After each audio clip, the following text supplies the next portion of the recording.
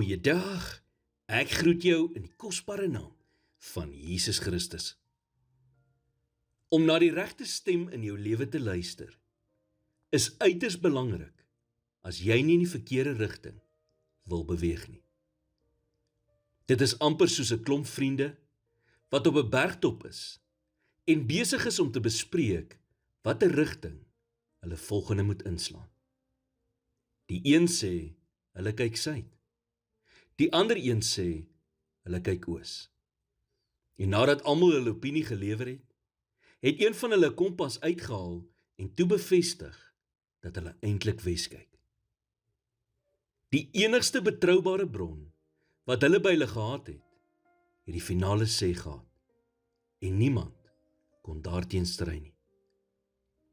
Soos wat jy deur die lewe beweeg, sal jy baie stemme teekom wat vir jou reg sal klink, maar wat nie noodwendig is nie. Daarom moet jy weet na watter stem om te luister. Want as jy net na jou omstandighede kyk, sal jy gedisoriënteerd raak. 'n Onverwagse telefoonoproep, 'n wankelrige verhouding, 'n aflegging by die werk of 'n familielid wat skielik siek word, kan noord soos suid en oos soos wes laat lyk. En wanneer dit gebeur, is dit baie maklik om verkeerd te hoor, tot gevolgtrekkings te spring en op die verkeerde pad te beland. Ons kan so maklik onsself oortuig dat dinge oukei is, as dit nie is nie. Of dat dinge hopeloos is, wanneer dit nie is nie.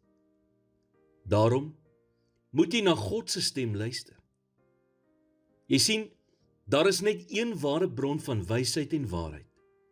En Petrus het dit besef toe hy vir Jesus gevra het in Johannes 6 vers 68. Here, na wie toe sal ons gaan?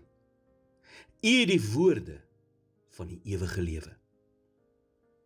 Nou sê jy dalk, maar ek hoor nie God se stem nie.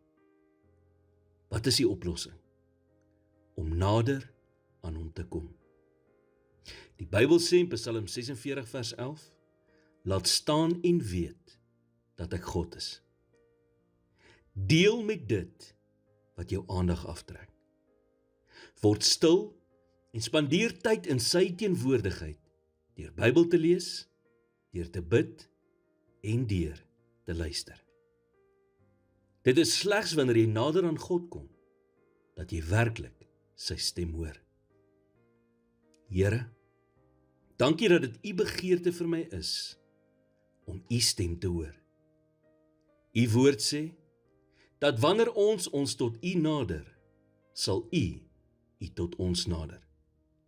So vandag, nader ek my tot u.